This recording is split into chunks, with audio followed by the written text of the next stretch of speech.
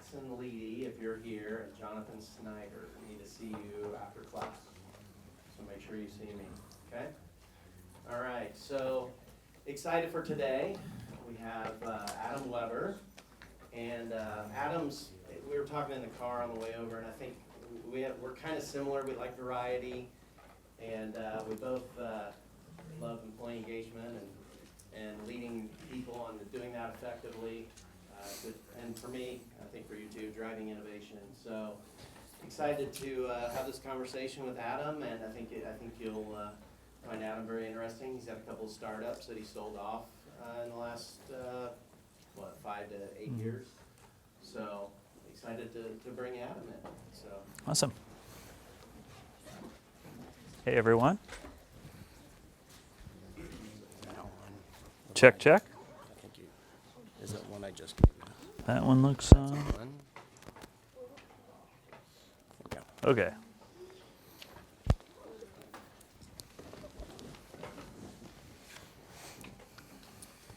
All right, Adam. So let's just start off with just sharing your background, like your story. Yeah. Well, it's good to be with all of you. I graduated from Ball State in 2004 and then got my master's in 2009 from organizational communication. I had entry-level jobs for the first 6 years out of college. I had no idea what I wanted to do when I graduated. And I stumbled into a sales job and at a really small company, like a 10-person company. And at that point, I had kids, and I was like, I got to figure out how to make some money. And so I took sales really seriously at first and was started to gain some confidence in it. And at this point, I'm probably 31, and I still hadn't become an entrepreneur or anything like that. But I really started to understand how to sell and the techniques of selling. And at the time, I was selling websites. I started by selling $3,000 websites, and I ended up selling the same product for $100,000. And I wrote a blog about how I did it. This is 15 years ago. And a person read the blog who was in college. He went to Indiana Wesleyan at the time. He said, hey, I'd love to buy you a cup of coffee and learn sales from you. And he's valedictorian over at Indiana Wesleyan. And by the end of that coffee, I was like, I'm going to work for that guy someday. And so 30 days later, we started our first business together. It was called Bluebridge. It was a mobile app development company where basically, if you think about Yelp, where you look up restaurants, things like that. And this is 10 years ago, so the world's changed a lot. We sold that to cities, basically. So you'd go to a city like Muncie, and the city would pay us to develop an app for Muncie, and you could see what restaurants were close by during football games. You'd send push notifications for discounts to things like that. And so that was my first startup. Our goal is to have 30 customers in our first year. We ended up having 100. Our team went from 3 people to 40 people by the end of our first year. And that was really the beginning of my entrepreneurial journey. And then that company grew, and basically we ran out of places to sell the product, and we really had aspirations. The two of us really wanted to build a big business together. That was what our dream was. And so we took that product, and are you all familiar with Slack that or Discord? So before Slack and Discord, we took our product and started selling it to companies. We were like, well, what if we took the same software platform that we're selling to cities and sold it to companies? And at the time, this is before Slack and Discord, so you would send company-wide announcements, birthdays, have core values, critical information, that sort of thing. And it took off really quickly. And so when it took off, we realized, well, the market is unlimited. There's lots of companies. And so we sold Bluebridge at the time, and then took that money to reinvest into Emplify, which is the startup that was my last startup that I had. And then we grew really, really fast. That company got off to a great start, and our product just nobody liked. I don't know how else to say this. Customers just weren't getting value out of the product. Right? And so we were at that point, we had a couple $1 million in recurring revenue, and all these customers who really liked us. But our product, especially when you imagine Slack now comes out, it's definitively better than what we offer. And so we were in this interesting spot where we were we've grown to a size that we've got a real company. our customers don't totally know that they don't love the product, but we can tell they don't, and we know the writing's on the wall. And so at that point, I started to really think about what it is that I love about leadership and like what I love about companies in general. And that's kind of the journey we were all on at the time. We said we were an employee engagement product, but we were like, we're not really helping employee engagement, so how can we actually help? So we invented this way to measure cultures where you would send these recurring surveys out to employees and then statistically validate that data and then coach leadership teams on how to build high performance teams. And so that, and for us, it was fulfilling because we're getting to root cause issues of why people are leaving, why people don't like their jobs, what's causing them to kind of show up to work every day. So pretty like meaningful work where you're making work better for other people. And that was the product then that I spent most of my time as an entrepreneur on. And we grew that and then scaled it, and then just about 3.5 years ago sold it to a company called 15Five, which is in that culture and leadership development space. And then now I'm an executive coach, so I have my own solo practice. I'm a business owner still today, but I just do, instead of having a full team that I lead, I just do my own thing. So I do kind of consulting and coaching one-off. I think I was telling you I keep 15 clients at a time right now. That's kind of that's the quick last 15 years of my life. Hopefully that covers it. But That's a lot for 15 yeah, years. yeah. So I'm tired. No. So what was that transition like? You have your baby, and then you sell it. Yeah. What was it like to give it up because you loved it? Yeah. Well, it was every emotion you can imagine. We were a venture-backed startup, so we raised money. We raised a lot of venture capital, millions and millions of dollars from East Coast investors. And if down the road you ever get the great fortune to raise money from coastal investors, you will find out that your life will change forever as soon as you take that money. There is a weight and a pressure and a pace that is required, and they will fire you from your own job immediately if you don't perform for them. So it's super, super stressful. It also unlocks lots of opportunities that you wouldn't have on your own, right? And so all that to say, it was 10 years of living in a venture-funded world, and it was really intense. And I'm really proud of the work that I did, but I would say when I got to the end, I was some version of like, I'm so tired. I can't believe I just did that. I'm really, really proud of myself and that I was able to do something cool in the world, and I would have never thought that I would have been able to do. And I still wrestle with this. Like, there was a couple big decisions along the way, and it could have been much, much bigger, you know? And so it's like, I wrestle with all three of those things still to this day, 4 years later. I'm like, gosh, 2 decisions and it would have been a totally different, exit, like that type of thing. So you had given up ownership really with the VC before. Yep. Before the sale, long before. Yeah, like we still ran the company. I was still on the board, all of that. But once you lose 51% ownership, it does change, right? How decisions are made, that sort of thing. Because ultimately, you are now working for the board, and even though it's your company. So, what would you say was the most significant challenge you faced, and how did you overcome it? I'm gonna get real. So Emplify was growing really fast. We were every single quarter having record-setting quarters. We were probably one of the top 5 fastest growing companies in Indiana. We were a top 5% startup in the country at the time, so we were growing super fast. And I was leading sales. I had a 22-person sales team. I was really proud of my work. At that time, I thought I was gonna spend my whole career as like a co-founder leading sales. Had one quarter where I missed goal, and the next day the board fired me from my own company. So I was co-founder of a company, and they didn't say they needed me to leave. They just said, hey, we're gonna go bring in some, like the way they phrased it was, you've earned the right to hire someone who's done this before, right? And so the challenge in that moment was that I knew that the business wasn't ready to have somebody on the outside. If you're an entrepreneur, a lot of how you get customers early is your magic. It's your energy. It's belief in you as a person. And a lot of our money came in because of belief in me. and belief in my view in the world and like what I was trying to do. And it wasn't quite scalable yet. So we brought in this guy, he had 3 Lamborghinis. He flew in every Monday, he flew out on Thursdays. He'd done it before, he had a couple $1 billion exits. And it was like, wow, we earned the right to have this thing, right? And it ruined our culture. The thing that people sometimes don't recognize about experience, people overstate experience because everybody's so tired. Like, he'd already done it before, the playbook, he was running a playbook that was 10 years old. The world is so different, it changes so fast. And so, that's one of those 2 decisions I think back on. Like, had I advocated more for myself and pushed back, said, hey, I don't want to be the sales leader forever. I need 2 more quarters to get this thing sustainable. So what's cool when I look back on it is that really opened up my whole career, that moment did, because they were like, but how could you most impact this business? And it was an employee engagement company. It's work that I love, culture and leadership. It's what my grad degree's in.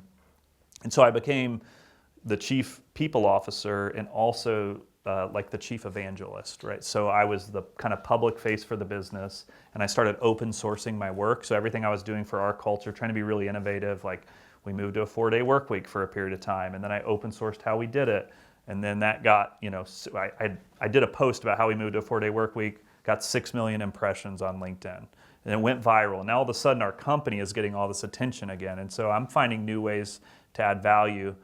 But I also started to realize, like, I'm better at this than I was as a sales leader myself. I would say I feel more grounded, maybe is a better way. It felt more sustainable in my life. So that was a pretty big challenge. There are aspects of it that are still hard for me, and then there's other aspects where I'm like, it kind of unlocked my whole career, and I'm grateful that it like helped me find my work to do in the world too.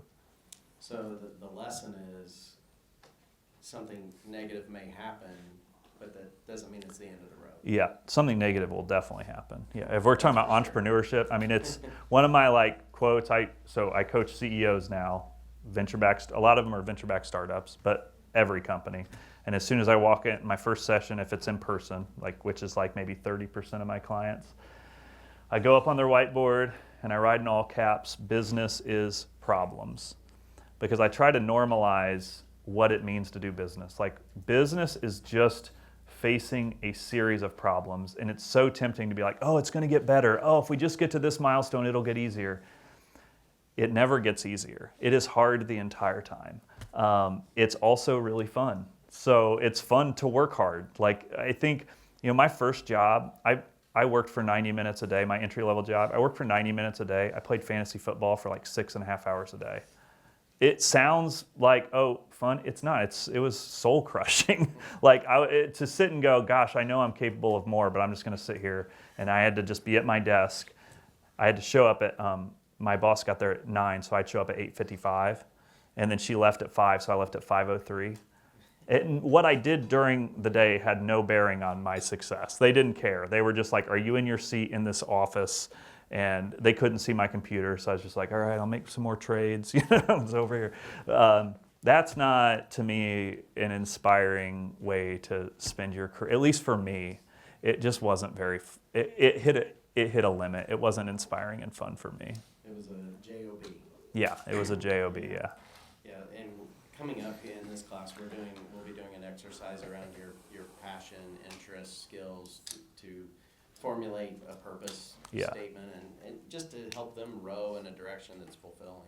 That's awesome. So you mentioned chief evangelist. Mm-hmm. So probably a good time to talk about the ELI assessment that our class has taken, and we had you and all of our guests take.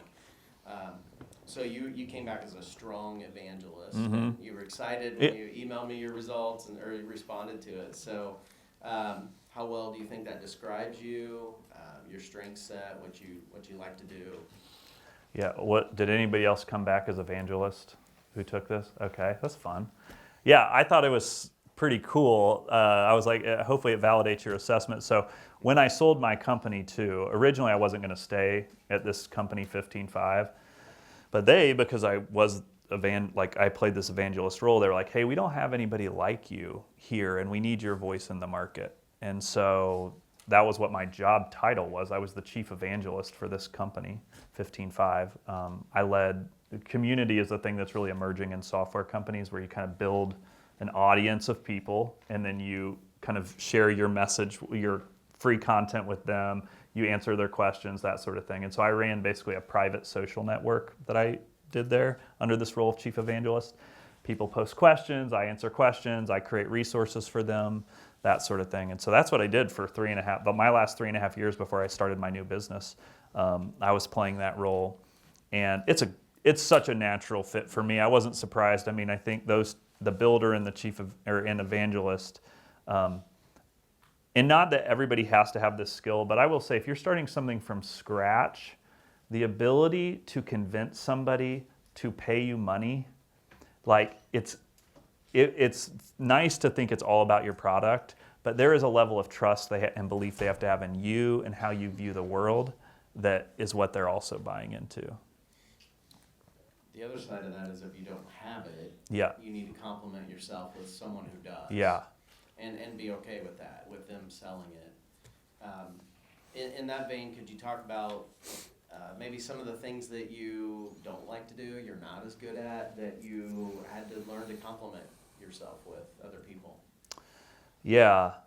Well, I know enough about product to talk about it, not enough to lead it. And I think every single function, so finance is not, we talked about this earlier, finance isn't one of my core competencies of, I couldn't be a CFO. And so really for me, I'd say the CFO is the most important partner for me as far as someone that I trust, whose integrity is really high, whose competency is really high, who also thinks differently than I do, who's very practical, who kind of puts things through that lens, and then we collaborate together as well. Technical too. One of my original co-founders was technical, and I'm not technical at all, right? And so it's fun to have big visions, but then somebody has to actually bring them to life as well. And so all along the way, and I think that's with your business partners. But then the other part to that is who your initial hires, your direct reports are. Who are the people that work for you? And I do think one thing is just finding people that you really trust, but then also who complement you versus just being copycats of you. Some of my early employees, I hired a whole bunch of people right out of college. My original sales team that I built, everybody was 21. There's 5 of them. They were all straight out of college, and 2 of them were great. I call them parrots, where they almost sounded like me. They learned my language, and that was great to start, but that's not scalable. And so then I had to find people that were more methodical and able to execute plans, that sort of thing. Yeah, you don't want to hire clones of yourself. Yeah. It's not super helpful, right? Right. What about your partner from the Yeah. How did you complement? Yeah, it's interesting with he and I, and we're still great friends today. It's funny, we both do the same thing today. We both are executive coaches, have our own solo practices, and then we collaborate together today. We have a really natural, innate collaboration. I think one of the challenges he and I ran into along the way is that our skill sets are actually really similar.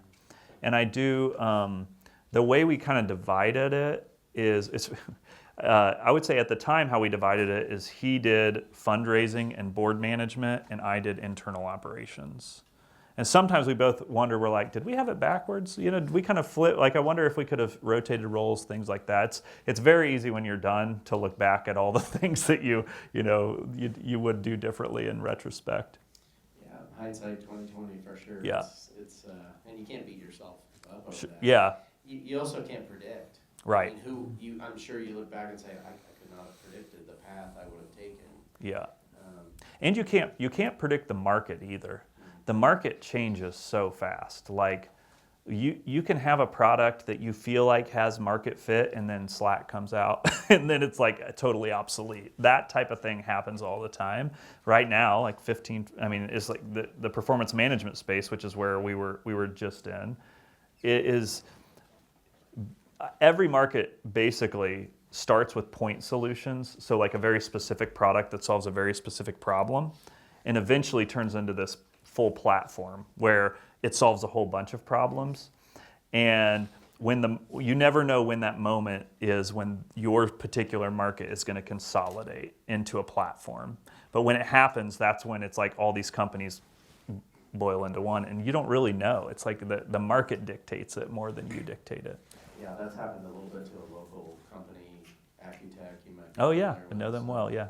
Yeah. So, what about support? Mentoring, your support network, your support system around you. Talk a little bit about how you handled that. You said you went through some kind of a tough stretch. Yeah. What did that look like for you? Yeah, there's a couple things. I'm a big believer in mentoring at like multiple levels. So I think having a business partner that was 10 years younger than me was probably the most impactful thing for my career. Like that I learned more from him than I did from any other mentor that I had, because he was fast and energetic and super intense, and he had a drive about him that was like relentless. And then I had mentors, I'd say, that were like 10 years older than me too. And I think I was playing that same role for them, but they maybe had perspective and wisdom and situational awareness, things like that. We were really fortunate because of our growth that our early investors, like Scott Dorsey, if you know who he is, he was the CEO of ExactTarget, and he sold to Salesforce for $2 billion, and he was one of our very first investors. So keep in mind, I went from playing fantasy football 6.5 hours a day to having a startup where Scott Dorsey's on our board, and I'm learning rapidly, right? Because he's a wealth of knowledge. And so learned a lot through that. And then the other thing, I mean, for me, and this is why I'm a coach today, is that in the middle of that crisis moment for me, I had an executive coach who really helped me process some of the work you're all doing in this class. What's your purpose? What do you stand for in the world? What work brings you to life? What work takes away your energy? And it was really through that self-discovery that I really started to find my own work to do in the world. So if you heard that correctly, take the class seriously. Do you want to have it as part of your class right now and hold those resources that I'm going to share with you and walk you through, or do you want to pay an executive coach later? Which they're expensive. Yeah. So. Well, you can pay me though. I'm fine with it. Yeah, take if anybody. Advantage of the resources here. So it'll be a fun exercise. We spend 2 class periods on it, and I look forward to it because you see the light bulbs pop. And I think what's for you all too, like your first jobs. So when I left my grad program here, I was like, I want to be a consultant. I love groups of people and I love organizations. And so I was like, I'm going to go into organizations and be a consultant. And I had which is basically what I do today and basically what I spent my career doing. But at the start, I didn't have any experience. And so there are steps along the way. And I think for me, it's like, you may not get the whole pie from day one, but it's like, but can you squint and see the path? I think that's the part to really pay attention to, is like, especially these early jobs, it's like, is there a person that I trust and that I can genuinely learn from? I think that's a really big category. And does this at least put me on the track to having that aspirational job that I want? And which I don't take for granted. I feel like I do have my actual dream job, but it was a lot of steps to get to that as well. Talking about that, I mean, how did your purpose, values, as you started to figure that out and kind of chase what you really wanted to chase, what did that look like? How did that work out for you? Some of it is paying attention to where you get energy and where you don't. So, for example, my first startup, it was growing really quickly. So on the outside, you'd think that would be super exciting. I wasn't super excited about selling mobile apps that advertised restaurants. And there's nothing wrong with that product. Like, there's nothing wrong with that concept. I just realized for me specifically, I have to have a product that feels aligned to what my purpose is in the world. And so I could tell it was a finite period of time where I was going to be able to do that. And I was willing to do it because I was like, I want to change my life, change my family's life. And so I was committed to doing it. But I could also sense the dissonance as well. And so I think just paying attention, I ask my clients to do this all the time. Like when you're doing schoolwork, what are the things that bring you to life, like where you feel extra energy? And what are the things that you find yourself procrastinating, draining your energy? And the reality is, like, you need to find ways to take those things that drain your energy and be efficient with them. You don't get to not do them. But try to lean in to have as much time spent as possible on the things that are really like bringing you to life too. Yeah, I hope you have an ear for that, because it really matters. And two things that I would say give you the best chance of success. Be yourself, like leverage those gifts and talents that you have, and also chase things that you love, that you're passionate about, because that's sustainable. Yeah, it's sustainable, yeah. So, and I think that's what you heard from Adam. It's chase the things you love and do it uniquely, how only you uniquely can. Mm-hmm. So, work-life integration. It's always an interesting topic when it comes up, especially with entrepreneurs. What are your thoughts on it? Yeah, it's interesting because this also comes up a lot with my clients today too. And I think a lot of entrepreneurs, there's clean fuel that fuels you in your life, and there's dirty fuel. And I think a lot of entrepreneurs, and I was no exception to this, it's a little of both. My need to achieve something in the world in my mind, when I started my career, I was like, I went to Ball State, I'm talking to all these people from Silicon Valley and New York, I have to prove something. I've got something to prove to them. I'm just as talented as them. I have to achieve. And I really, in some ways I would call that, there was a dirty fuel aspect of that I was so focused on trying to achieve something to find my own self-worth. And I think when I released myself from having to achieve and started to just, what's the stuff I love and what the impact I want to make in the world is, I think that's when a lot of my own success started to come. I still, work I have a book called Lead Like a Human, and I have a whole chapter dedicated to this topic called centeredness. And just a quick story on here's the opposite. Because if you're an entrepreneur, it's stressful. You go from having a team, never managing a person, to having a team of 40 in your first year. It's stressful. I have no idea how to manage people. I've never led people before. And I had this meeting on a Friday early in my startup. And I wasn't pleased with how my team showed up. And I literally I yelled and I stomped out of the meeting. And it's just like concrete floors. It's like a classic startup office, and it's just like boom, boom, boom. I start stomping out. It's echoing off the walls. The door was I didn't realize this when I left. It was 30 feet away.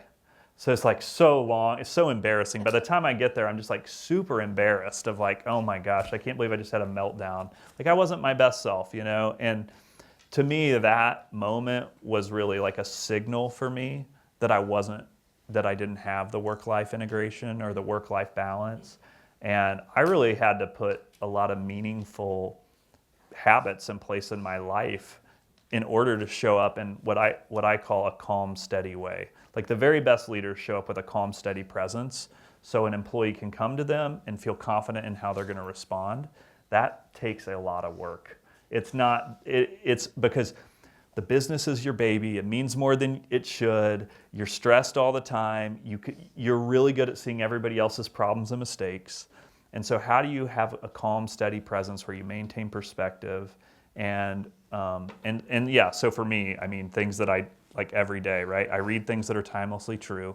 I'm big into poetry. For me, I like reading words that it's really, when you're an entrepreneur, it's really easy. The problem in front of you feels like the biggest challenge in the whole world. How do you remind yourself that there's been problems before this, there'll be problems after this? How do I maintain my perspective? So that 30 minutes, and this seems so simple, maybe it seems simple in college when you're stressed and busy, and I had a 3 and 4 year old when I was starting my first business.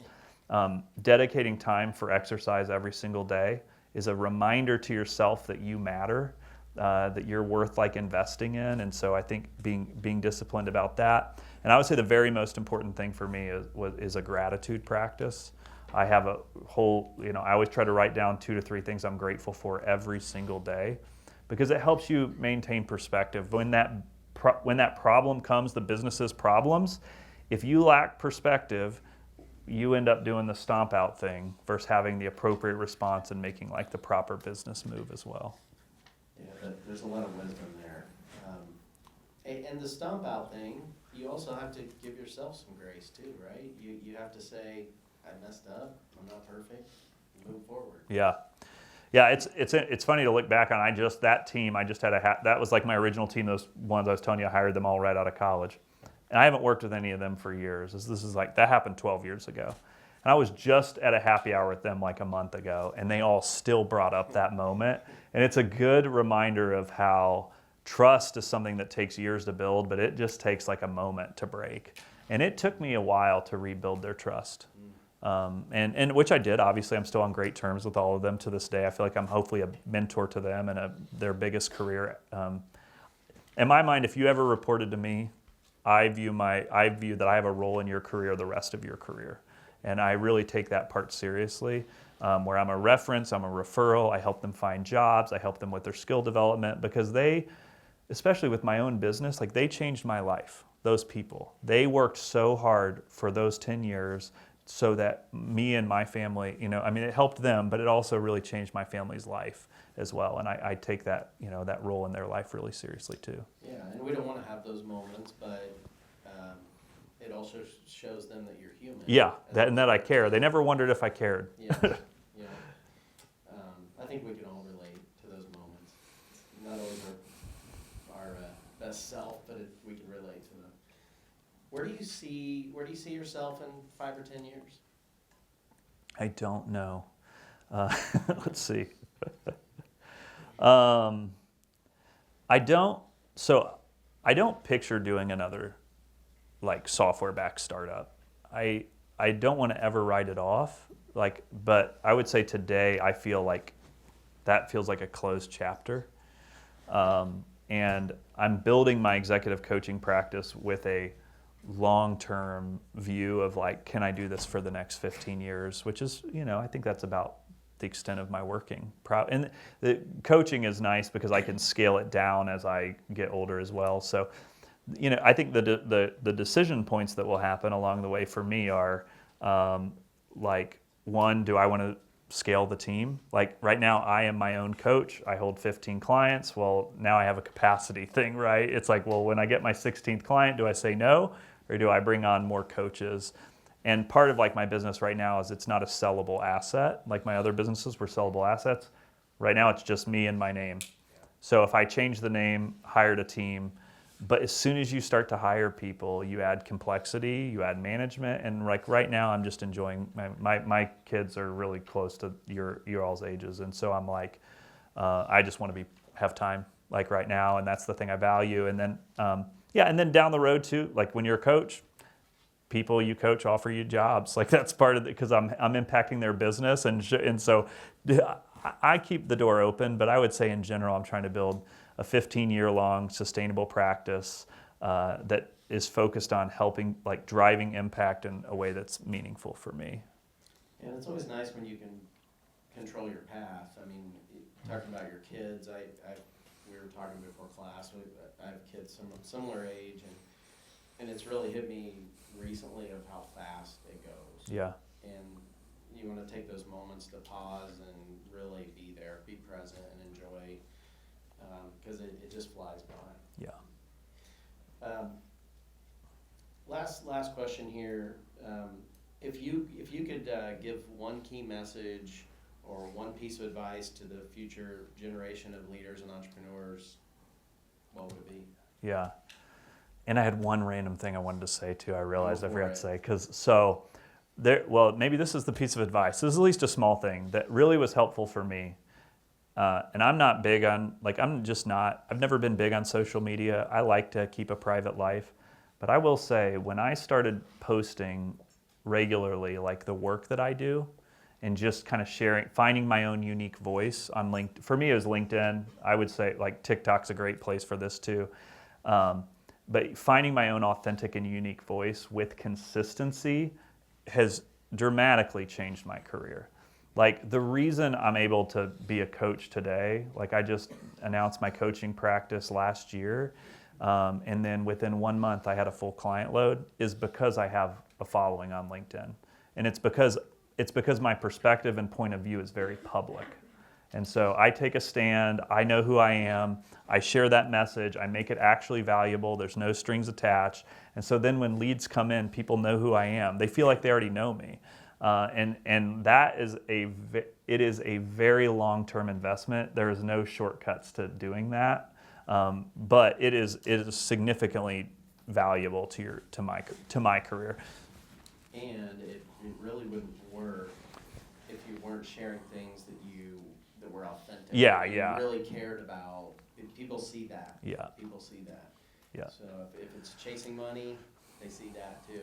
Yeah. In the long run. Yeah. Sure. And I think the other thing, like we do talk, like right now, real time. So if you think about how generations enter the workforce, right? When my generation, I'm like the very oldest millennial that exist. I was the very first one, is what I say. Like a January birthday of a, So I'm like, and when we entered the workforce, we really valued authentic leadership. We valued working for companies that were making a difference in the world. And when we came in, everybody was just like, get over yourself, go work a 9 to 5, like just deal with it, long tenures. And everybody's job hopping to find this thing. And then right now, just as a macro observation, there's this real push toward work-life balance, and there's a real push toward flexibility and good things. And usually what happens is a generation comes in, everybody initially pushes back, and then they're all like, oh, I actually want that too. And so it changes. But the one thing I'll say early in your career is that like you do not have your dream job at the beginning of your career. And it is worth working hard to get to that. Like you will not look back on the first couple years of your career working hard. My fear is that if you don't position yourself early in your career for promotions and learn from people who know more than you do, you're going to have a fixed mindset with a static skill set. And that doesn't, to me, lead to like lots of opportunities. And so if you can come in and differentiate and be proactive, like once you get your work done, go to the next, hey, I've got extra bandwidth, how can I support you? I think you would be surprised how much you differentiate real time right now in the workforce. I work with 15 CEOs right now. That is a very common challenge that is coming with people right out of college right now, is the boundaries are so strong that they're missing opportunities that are often like available to them. And that's important. That's why we do assessment tools. That's why we will be doing this passion, interest, skills, purpose exercise. It's to help you differentiate yourselves. You are unique. There's no one like you in the world. And I just hope everybody has one.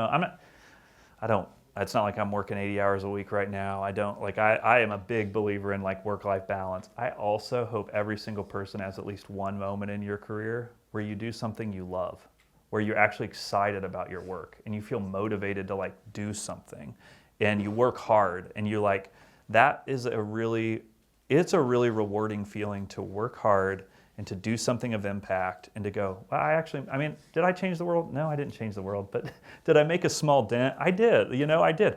Over 1 million people have taken the survey that we created. Like that's a really cool thing that many employees who had jobs they didn't love were able to give feedback that we were able to share with their bosses to improve their working conditions. Like that's a scale that is not but it's something I'm proud of, and it's something that took a lot of work to make happen too. That's really cool. Anything else you'd like to share? I think we did it. Yeah. Okay. All right. So questions? Questions for Adam?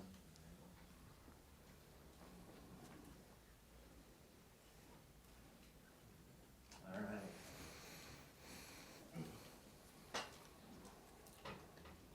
I would say what would you consider like your hardest like challenge that you had to overcome during your like original phase, like during like your startup, the very beginning? The very hardest was getting the first 5 customers.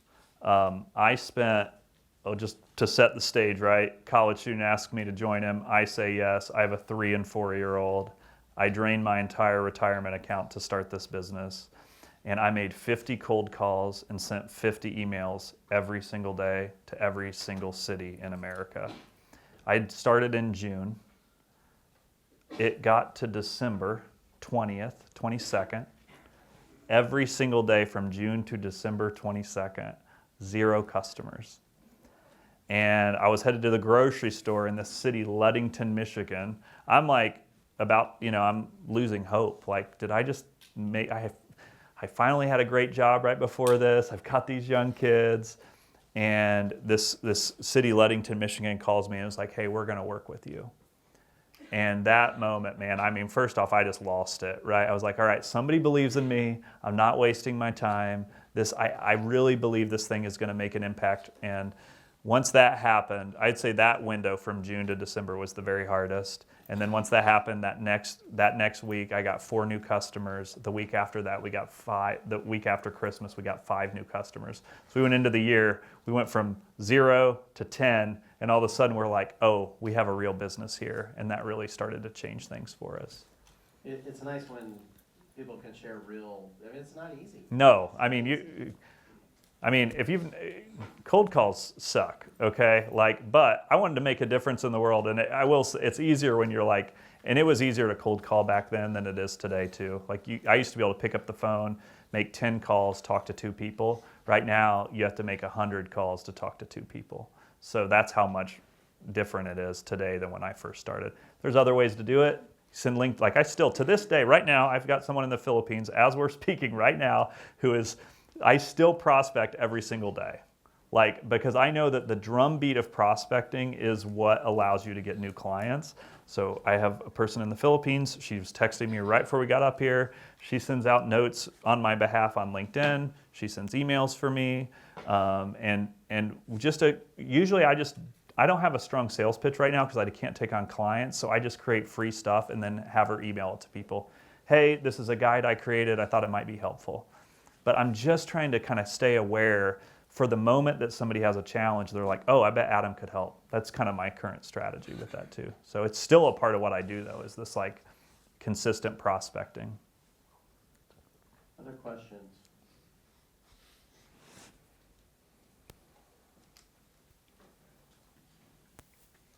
This isn't like cart golf here. We're across the Needed a second mic for this. I know. Who was it again? All right. You talked about how experience is, you said it's overrated because sometimes people can be exhausted or tired from their lengthy careers. I would ask, how do you kind of build an endurance to keep yourself from suffering that similar kind of fate? That's an awesome question. I will say, so I think the other thing with experience is if you just replay the same record that you already played, that's part of the issue with experience. You're like, oh, I already did this once, it'll be the same the second time. But then I just shared with you, say prospecting, for example, it's totally different, 100 calls to 10 calls. And across all sorts of companies, things change so fast that just because it worked in one context does not mean it'll work in a new context. So just viewing every single business you're in and every single situation as unique and being willing to grow is a real skill set. And then I do think the other part, is just working sustainably, and that's finding boundaries. And I know I'm saying both sides, but this is just how complicated it is. You need to take time to recharge. You need to make sure you do have boundaries that you protect in your life, that you don't make work if you make work totally all-consuming, you'll get to the end and go, and then when that business ends, there would be no life behind the business. And so hopefully you're also building a life that you're proud of that is sustainable for you outside of work too. And I think that's where those healthy habits come in.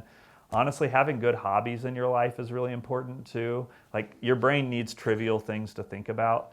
In the middle of my entrepreneurial journey, I was like, I've got no hobbies. And I went out and bought a bunch of chickens in my backyard, and I just started raising chickens because I was like, I just need something to care about and keep alive that's not this company. And it seems goofy and silly, but it does make a difference, and it did help.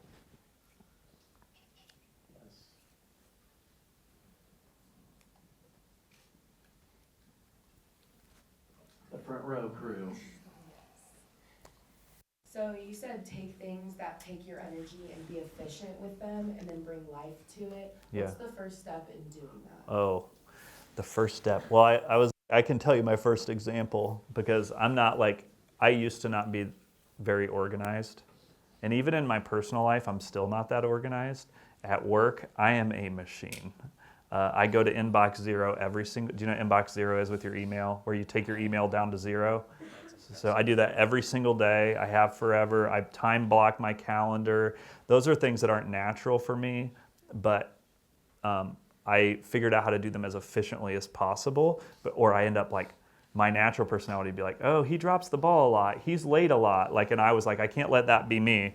But then I also don't want it to be my whole career. So it's like, what is an efficient system that works for me, that works for you, that allows you to like overcome your weaknesses and instead of just avoiding them, I guess, like develop those skills. The workarounds. Yeah. The other one for me is time boxing. So like just to give you a sense of how busy a startup is, when I would be in roughly 10 to 12 meetings a day, 30-minute meetings every single day. And then when I would even walk to the restroom, people would follow me and be talking. There'd be a line of people walking and talking to me. So it's like intense all the time.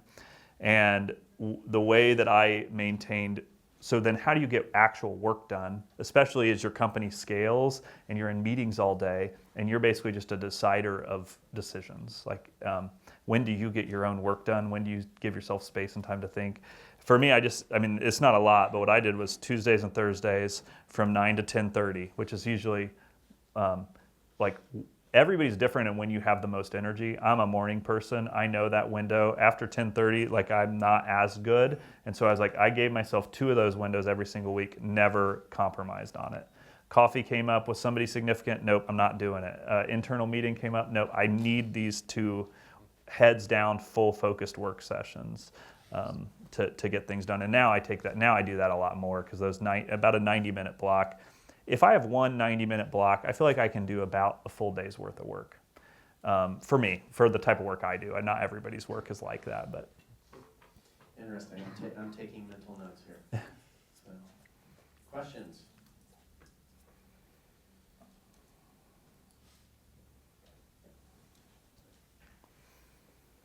Do you feel like your eagerness to be successful, like, is one of the reasons why your work-life balance got corrupted? Yes. Yeah, I think so. Especially early, and I do think there's not a super easy way around it in the beginning too. Like starting things is really hard.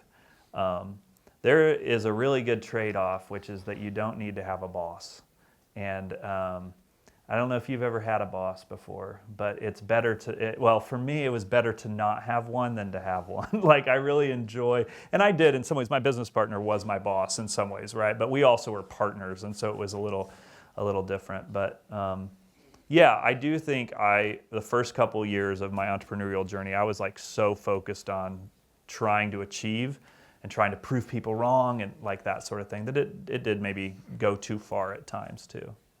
And then the investors became your boss. Yes, yeah, that's Yeah. true. Yeah. Questions?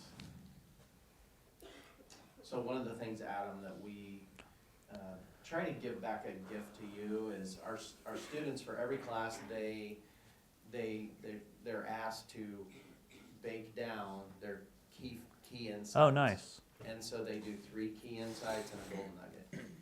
But just trying to coach them on, you get all this information, well, what really mattered to you. And so we'll pick out some of those to share with you, without names, of course, but just as a gift back to you, because I know every time I walk out of a room, I feel like that I make a difference. Yeah. You know? So, yeah. Questions?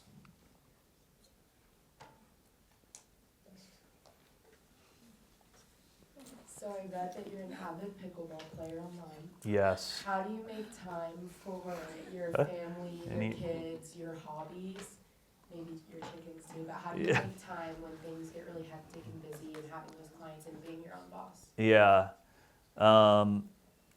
It is always in balance. There is I am an avid, is anybody else in here a big pickleball player? I'm like an avid pickleball player myself. So, okay, we're in the ballpark here. And it comes and goes in phases. Like for me right now, my work is not, like I have my own business. It's just me. I try to maintain a pretty like steady, pretty easy pace, like a comfortable pace, I would say, not easy. But it ebbs and flows. Like I go through phases where it's like, it's just extra busy. But I just I have a couple like minimum rules for myself. Like, and this is, I'm gonna sound as old as I've sounded today, and I probably already sounded pretty old, especially with the record reference I said earlier. But I always walk 10,000 steps every single day. I always give myself 30 minutes of exercise. Like those are kind of like my base level. I always have dinner with my boys, like my family. And those are like my base level non-negotiables. And you can be super busy and still get those things done every day. Someone's an internet. Oh, and I played pickleball this morning already. There's the other thing. You can just wake up early. I woke up at 5 a.m. this morning, played pickleball from 6 to 8 a.m. in Indianapolis, then came here. So it's like, it's part of it is just like adjusting your schedule. 6 to 8 is a really easy window for me. I don't have any meetings going on. It's not hard to, when you get old and you go to bed at 10 o'clock, it's not that hard to wake up at 5. So, and I said 10 honestly. I was lying. I meant to say 9:15, but I didn't want to sound, It's interesting. Pickleball's an interesting phenomenon. Like, where did it come from? It happened so fast. Yeah. So somebody created some energy there. So you've mentioned that with everything, there's ups and downs, and there's different parts where it's going to be more challenging and you're more busy. Maybe you miss a couple of things and you're upset about it. What are some strategies for pushing through things that you're not exactly enjoying at that moment? Yeah. Some of it, I'm sure with repetition, like I am a little further into my career and I've just gotten used to doing things I don't love and just being okay with that. Like I just have some perspective of like, I don't need my job to be every single thing in my life. Like I'm okay just like with it being a job, but I also, at the same time, like I really do want to do work that's meaningful in the world. And I kind of somehow find I still wrestle with that tension a little bit, like where there's just some stuff I don't enjoy. Now, all that to say, like I think part of it for me is perspective, meditation. Like I, try to give myself, I journal a lot, like just staying, as long as I don't lose my perspective and let that one thing take up, I try to not give small things too much weight in my life, I guess. And by doing that, then I hope I can maintain perspective. But I'm not perfect either. I mean, I have days where I just like I'm just like, I don't want to do this today. So. All right, we have a little tradition here. Oh, okay. We do a selfie, Oh, sweet. but This is going straight to LinkedIn. Come follow me too on LinkedIn. Spike this follower count. one of my front row crew here loves this moment. Okay. So we're gonna let her join. You're gonna take it. Oh, okay. Okay. I can take the You're in the show. So come on. See, that way we don't have to do the selfie. Okay, got because it. We're not very good at it. Do you want me to take on your phone? Oh, here we go. I got long arms too. I'm good. You're good at it. So okay. Is that we all in? Yeah. Everybody's in? Hold on, let me go. Oh, wrong way. There. 3, 2. Nailed it. 3, 2. All right. Other questions before we hold on. Other question? Any other questions? Remember, if you have the question and you don't ask it, there were probably other people who had that question or similar. Okay. I need Jackson Leedy and Jonathan Snyder to see me after class. Have a good week. Thank you, Adam. Yeah, thank you all. Thank you.